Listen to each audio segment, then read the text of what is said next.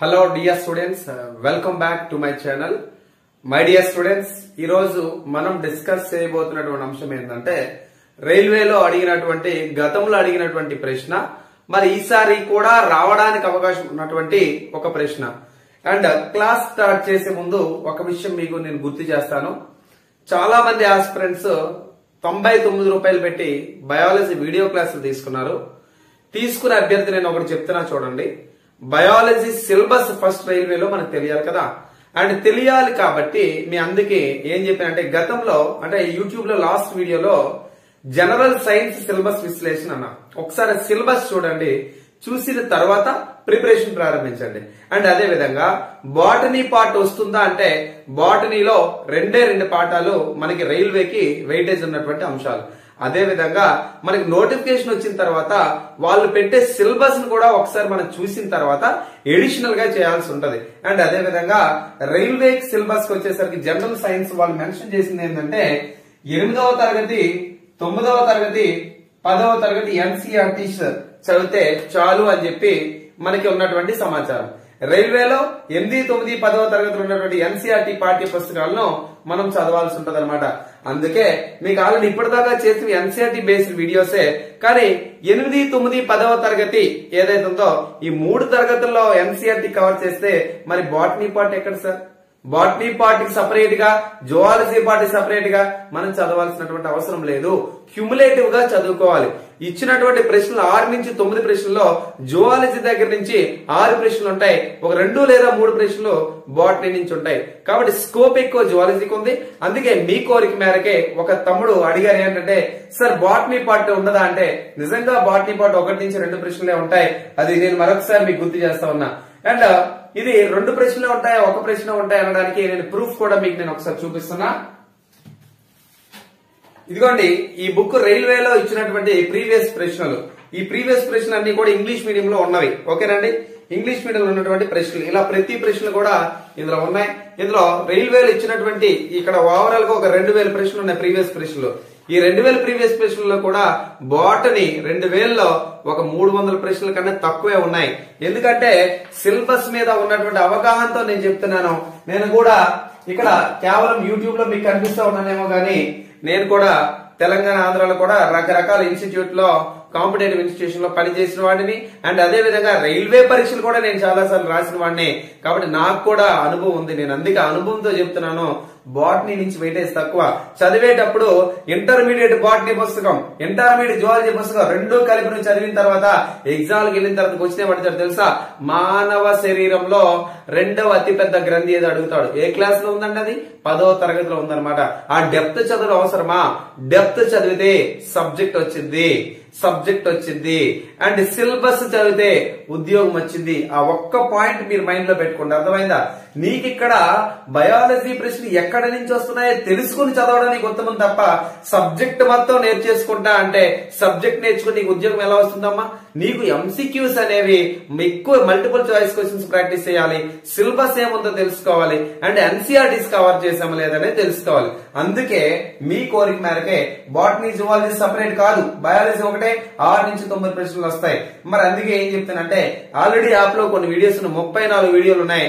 మీకు మరొక 15 వీడియోలు ఏవైతే ఉన్నాయో 15 వీడియోలు దాదాపుగా ప్రతి వీడియో ½ అన్ అవర్ ఉండేటట్టుగా ఏం చేద్దామంటే ఎన్సీఆర్టీ పుస్తకాలు 8వ తరగతి 9వ తరగతి 10వ తరగతి ఈ 3 తరగతుల్లో ఉన్నటువంటి ఎన్సీఆర్టీ పుస్తకాలు ఉన్నటువంటి సమాచారాన్ని మీకు వీడియోస్ రూపంలో చేసి యాప్ లో పొందుపరుస్తా. అది కూడా ఒక 1 వీక్ నుంచి 10 డేస్ గ్యాప్ లో. ఓకేనండి, 1 వీక్ నుంచి 10 డేస్ గ్యాప్ లో 8, 9, 10 ఈ 3 తరగతుల యొక్క ఎన్సీఆర్టీ టెక్స్ట్ బుక్ ని మీకు బోర్డు మీద పెట్టి డిజిటల్ బోర్డు మీద పెట్టి క్లాసెస్ చెప్తా. అప్పుడు ఎన్సీఆర్టీ కవర్ అవుతుంది అనమాట. అర్థమైందా? ఎన్సీఆర్టీ అని అడిగారు కాబట్టి చెప్తున్నా. అదే విధంగా ప్రీవియస్ ఇయర్ క్వశ్చన్స్ వీడియోస్ కూడా చేయాలి. ఒక్కటి గుర్తు పెట్టుకోండి, బయాలజీ 2000 క్వశ్చన్స్ ఏవైతే ఉన్నాయో కేవలం రైల్వేకి సంబంధించిన 2000 క్వశ్చన్స్ ఇంగ్లీష్ లో ఉన్నాయి. తెలుగులో ట్రాన్స్లేట్ చేయాలి అండ్ తెలుగులో టైపింగ్ చేయాలి, ఇంగ్లీష్ లో టైపింగ్ చేయాలి. ఇవన్నీ కలిపి బోర్డు మీద పెట్టాలి. పెట్టిన తర్వాత తప్పులు ఉన్నాయో లేదో చూసుకోవాలి. చూసిన తర్వాత క్లాస్ స్టార్ట్ చేయాలి. కాబట్టి ఇంత ప్రాసెస్ ఉంది. కాబట్టి మీరు 100 రూపాయలు ఇచ్చి కొన్నటువంటి ఆస్పిరెంట్స్ ఎవరైతే ఉన్నారో దయచేసి మా దగ్గర నుంచి ఉన్నటువంటి ఇష్యూ కూడా మీరు అర్థం చేసుకోండి. అండ్ నోటిఫికేషన్ ఏదైతే ఉందో నోటిఫికేషన్ వచ్చినాక అందులో సిలబస్ ఏమైనా మార్పులు చేర్పులు ఉంటాయేమో అని చెప్పి యూనివర్సల్ సిలబస్ ని ప్రెజెంట్ పెట్టడం జరిగింది. కానీ మీ కోరిక మేరకు రైల్వేని దృష్టిలో పెట్టుకుని మనం ఇప్పుడు ఏం చేస్తామంటే ఎన్సీఆర్టీ పుస్తకాల సమాచారం కూడా యాప్ లో కోర్సులో పెడతాం, బయాలజీ కోర్సులో పెడతాం. దాంతో పాటుగా ప్రీవియస్ ఇయర్ క్వశ్చన్స్ కూడా యాప్ లో పెడతాను అండ్ యూట్యూబ్ లో కూడా రెగ్యులర్ గా రిలీజ్ చేస్తాను. కాబట్టి దయచేసి అర్థం చేసుకోండి, మీరు తొందరపడొద్దు అని చెప్తున్నా. ఎంతవరకు అయితే ఉన్నాయో అంతవరకు చదువుతా ఉండండి. రెగ్యులర్ గా మన యూట్యూబ్ చూస్తా ఉంటారు మీరు. అండ్ అదే విధంగా మీకు ఇంకా చదవాలనిపిస్తే ఎన్సీఆర్టీ టెక్స్ట్ బుక్స్ ఏవైతే ఉన్నాయో ఆ టెక్స్ట్ బుక్స్ ని కూడా యూట్యూబ్ లో ఈలోపు video half an hour video వదులుతా ఉంటా. దాంతో పాటు యాప్ లో ఎన్సీఆర్టీ వీడియోస్ అనేది మీకు పెట్టడం జరుగుతుంది. కాబట్టి 99 రూపాయలు ఉన్నటువంటి కోర్స్ ఏదైతే ఉందో ఆ కోర్సు మీరు తీసుకున్నా పానిక్ కావాల్సినటువంటి అవసరం లేదు. కోర్స్ యాడ్ చేస్తా ఉంటాము. రైట్ తమ్ముడు? ఓకే, ఈ రోజు క్లాస్ ఏంటంటే మీరు చూసారు ఆల్రెడీ. ఇతని పేరు ఏంటంటే శుక్రకణము అని చెప్పేసి అంటారండి. ఏమంటారండి? శుక్రకణము లేదా స్పెర్మ్ అని చెప్తాము. అండ్ స్పర్మటోజోవా అని కూడా పిలవచ్చండి. ఒక స్పెర్మ్ అంటే మల్టిపుల్, అర్థమైందంటే ప్లూరల్. స్పర్మటోజోవా అంటే సింగులర్. ఓకేనా అండి? సో ఇలాంటి శుక్రకణము అన్నాం. ఓకేనండి? ఈ శుక్రకణం అనేది ఏదైతుందో స్త్రీలలో ఉండదు. ఒకటి చాలా జాగ్రత్త గుర్తు పెట్టుకోండి, శుక్రకణం అనేది స్త్రీలలో ఉండదు. మరి గతంలో అడిగినటువంటి ప్రశ్న ఏంటో తెలుసా? రైల్వేలోని ఈ శుక్రకణానికి సంబంధించి అడిగినటువంటి ప్రశ్న ఏంటంటే అండంలోనికి చొచ్చుకుపోవడానికి for the penetration into the egg or ova, which of the following structure is useful to penetrate అని అడిగాడు.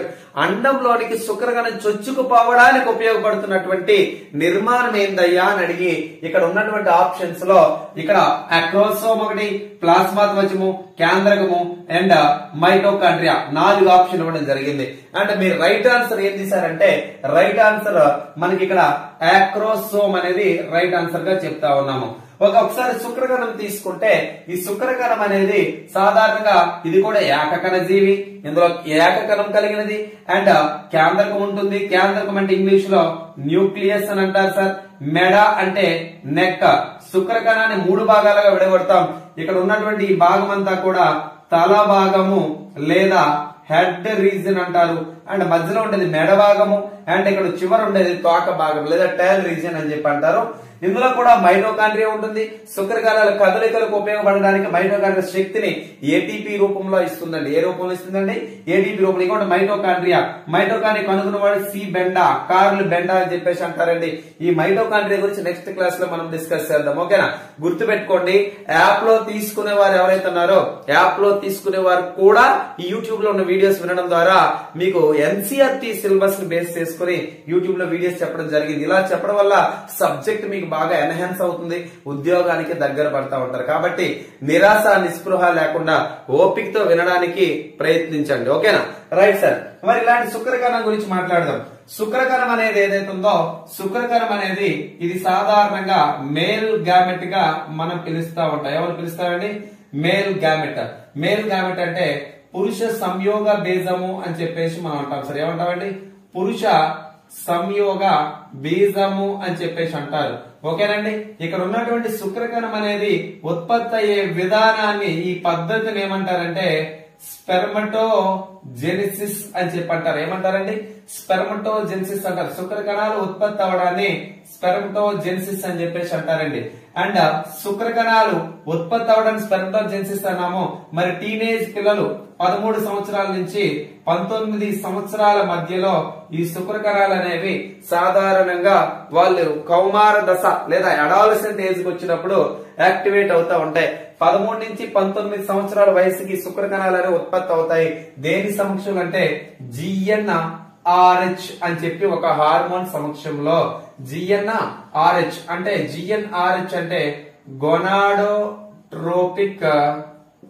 ఓకేనండి? Gonadotropic releasing hormone. ఏదండి?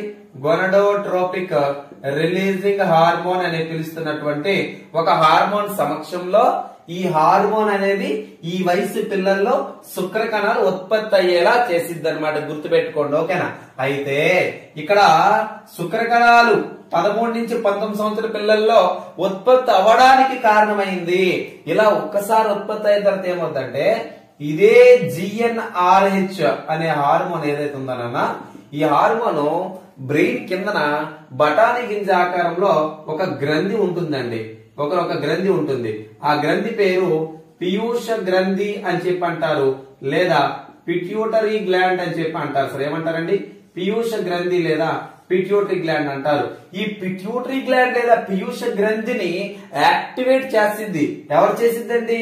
ఇది GnRH గొనడోట్రోపిక్ రెగ్యులేటింగ్ హార్మోన్ అనేది ఏం చేసిందంటే ఈ పీయూష గ్రంథిని యాక్టివేట్ చేస్తుంది. ముందేం చేసింది? శుక్రకణాలు ఉత్పత్తి అవడానికి కారణం అవుతుంది. ఇలా ఉత్పత్తి అవడానికి కారణమైనటువంటి GnRH శుక్రకణాలు ఉత్పత్తి అయిన తర్వాత పీయూష గ్రంథి మెదడు కింద ఉంటుంది. పిట్యూటరీ గ్లాండ్, దాన్ని మాస్టర్ గ్లాండ్ అంటారు, లేదా బ్యాండ్ మాస్టర్ అంటారు.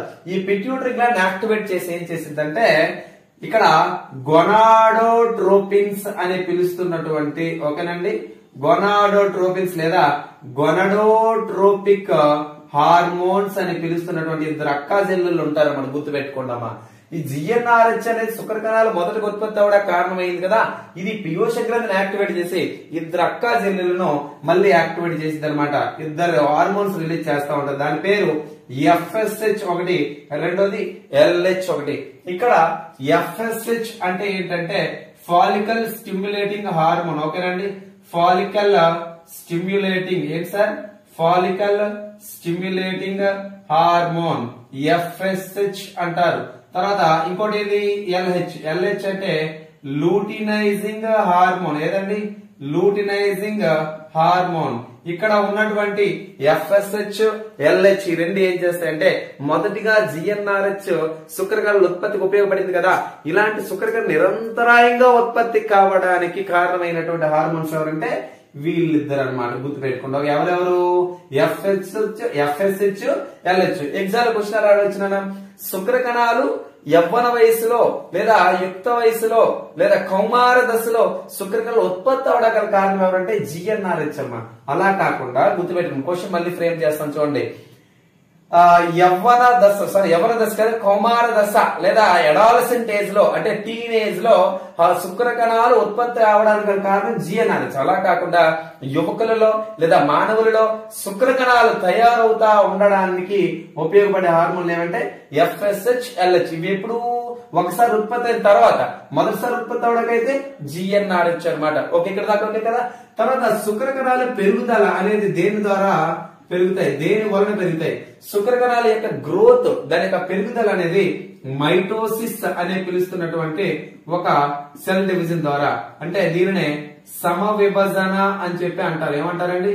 సమవిభజన అని చెప్పి అంటారు. మైటోసిస్. ఈ మైటోసిస్ ను మొట్టమొదటిసారిగా వాల్టర్ ఫ్లెమింగ్ అనే ఒక శాస్త్రవేత్త కనుక్కోవడం జరిగిందండి. తర్వాత థియోడార్ స్వాన్ అనే శాస్త్రవేత్త కన్ఫర్మ్ చేశాడు. కానీ వాల్టర్ ఫ్లెమింగ్ అనేవాడు మొట్టమొదటిసారిగా సమవిభజన లేదా మైటోసిస్ ను కనుక్కోవడం జరిగింది. ఇలాంటి మైటోసిస్ ద్వారా మొదట్లో అభివృద్ధి చెందుతాయి ఏవి? శుక్రకణాలు ఒకసారి ఉత్పత్తి అయిన తర్వాత.